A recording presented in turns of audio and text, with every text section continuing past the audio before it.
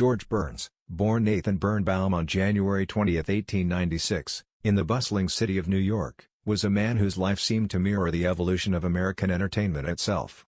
His career, which spanned over 9 decades, was a testament to his resilience, wit, and an almost preternatural ability to adapt to the changing tides of show business. Known for his trademark cigar, quick wit, and the ever-present glint of mischief in his eyes, Burns was more than just a comedian. He was a cultural icon whose life story is as compelling as the laughs he elicited from millions around the world. Born into a large Jewish family in the Lower East Side of Manhattan, young Nathan Birnbaum's early life was marked by hardship. The Birnbaums, like many immigrant families of the time, struggled to make ends meet. George's father, Louis Birnbaum, was a cantor in a local synagogue, while his mother, Dorothy, managed the household. The family's financial situation was precarious, and the death of George's father when he was only 7 years old plunged them into even deeper poverty. The young Nathan, though still a child, was thrust into the adult world of work. He took on various odd jobs, shining shoes, selling newspapers, and running errands. It was during one of these jobs, working in a candy shop, that Nathan discovered the joy of entertaining. He and a group of boys formed a singing quartet, and they would harmonize for pennies on street corners, in saloons, and anywhere else they could find an audience.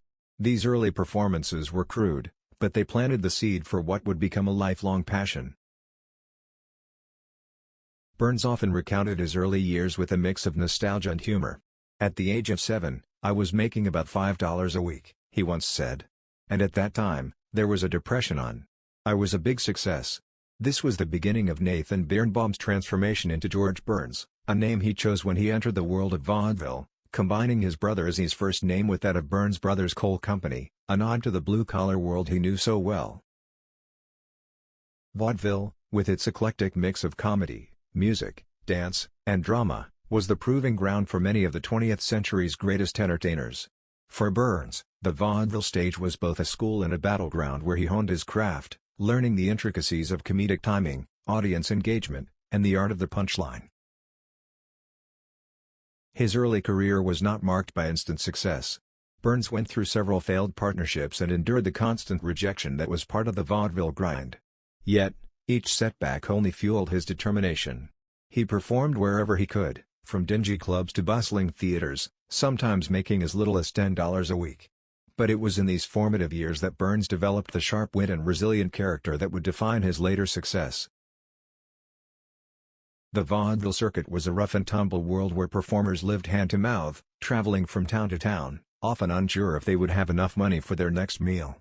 But for Burns, the excitement of performing outweighed the hardships. "I'd rather be a failure in something that I love than be successful in something I hate," he would later reflect. This passion for entertainment sustained him through the lean years and kept him on the path that would eventually lead to stardom.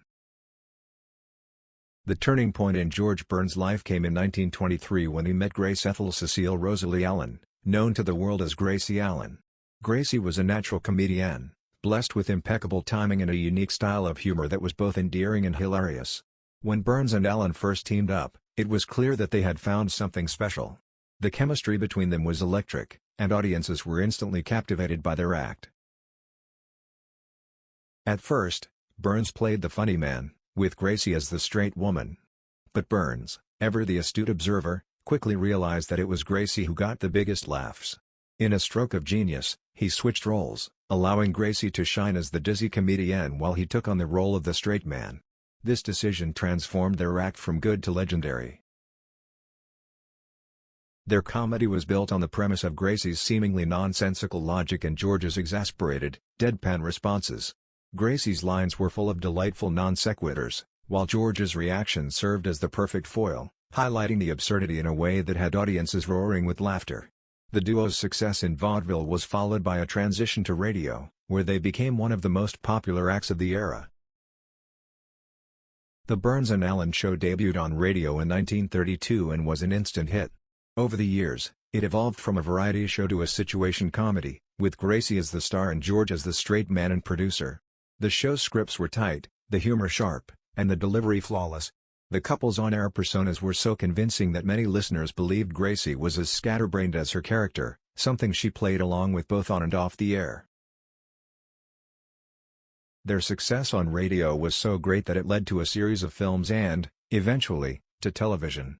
In 1950, Burns and Allen made the leap to the small screen with The George Burns and Gracie Allen Show.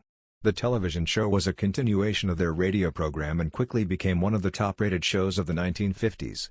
Gracie's antics, combined with George's breaking of the fourth wall, where he would address the audience directly, created a unique viewing experience that endeared them to millions of Americans. Behind the laughter and the showbiz glitz, Burns and Allen shared a deep and enduring love.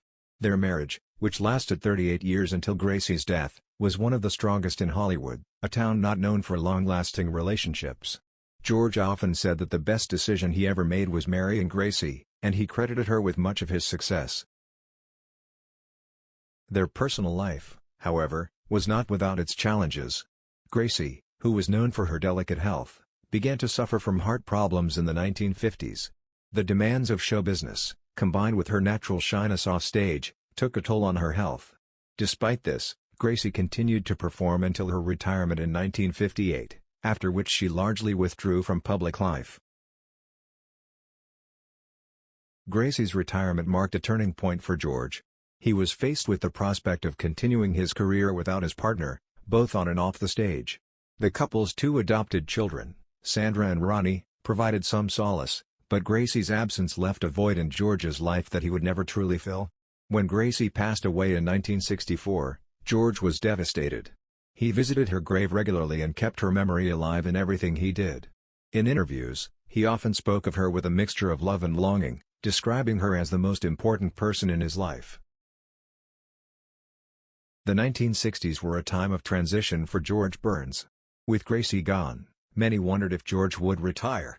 But true to form, Burns proved his resilience by reinventing himself as a solo act. The transition was not easy. Gracie had been the focal point of their act for so long that audiences had trouble imagining George without her. But Burns, ever the professional, slowly rebuilt his career. In the 1970s, George Burns experienced one of the most remarkable comebacks in Hollywood history. At a time when most of his contemporaries had long since retired, Burns was enjoying a new level of success. His role in the 1975 film The Sunshine Boys, directed by Herbert Ross, was the catalyst for this resurgence. Burns was cast as Al Lewis, an aging vaudevillian who reunites with his former partner, played by Walter Matthau, for a television special. The role, which had originally been intended for Jack Benny before his untimely death, earned Burns an Academy Award for Best Supporting Actor. At the age of 79, he became one of the oldest actors to ever win an Oscar, and the success of the film brought him back into the spotlight. The success of The Sunshine Boys was followed by a series of films in which Burns played the role of God. The first of these, Oh, God! 1977, was a critical and commercial success. Burns' portrayal of God as a wise, humorous, and down-to-earth deity resonated with audiences, and his performance was both charming and endearing. The film spawned two sequels, Oh, God! Book 2, 1980, and Oh, God! You Devil, 1984, further cementing Burns' place in the annals of comedy. Throughout the 1980s and 1990s, George Burns remained active, continuing to perform stand-up comedy, write books, and make television appearances. His autobiography, Gracie, A Love Story, published in 1988, was a touching tribute to his late wife and became a bestseller. Burns' work ethic was legendary. He once quipped that he couldn't retire because he was booked. Even as he entered his 90s, Burns continued to perform, becoming a symbol of longevity and the power of humor to keep one young at heart. As George Burns aged, he became as famous for his longevity as he was for his comedy. He often joked about his age, saying, "You can't help getting older, but you don't have to get old." Burns credited his long life to a combination of humor, work, and a positive outlook. He maintained that staying active was the key to staying young, and he continued to perform well into his 90s. Burns' 100th birthday in January 1996 was celebrated with a star-studded gala at the Palladium in Los Angeles. The event was a fitting tribute to a man who had spent his life making others laugh. However, by this time, Burns' health had begun to decline. He had suffered a series of health setbacks, including a fall that resulted in a head injury, and his eyesight and hearing had deteriorated.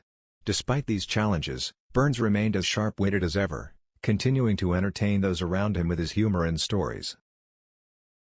One of the most poignant aspects of George Burns' later years was his enduring connection to Gracie. Even after her death, Burns spoke of Gracie as if she were still by his side. He kept a room in their house exactly as it had been when she was alive, and he visited her grave every month. Burns often said that he never got over losing Gracie, and his love for her remained a central part of his life until the very end. On March 9, 1996, just weeks after his 100th birthday, George Burns passed away at his home in Beverly Hills, California. The end came quietly, with Burns surrounded by family and friends. The news of his death was met with an outpouring of tributes from fans, fellow entertainers, and public figures. Burns had lived a life full of laughter, and his passing marked the end of an era in American entertainment. Burns was buried next to Gracie Allen in Forest Lawn Memorial Park in Glendale, California. His simple epitaph reads, "Gracie Allen, 1902–1964, and George Burns, 1896–1996, together again." The inscription is a testament to the enduring love between the two, a love that transcended even death.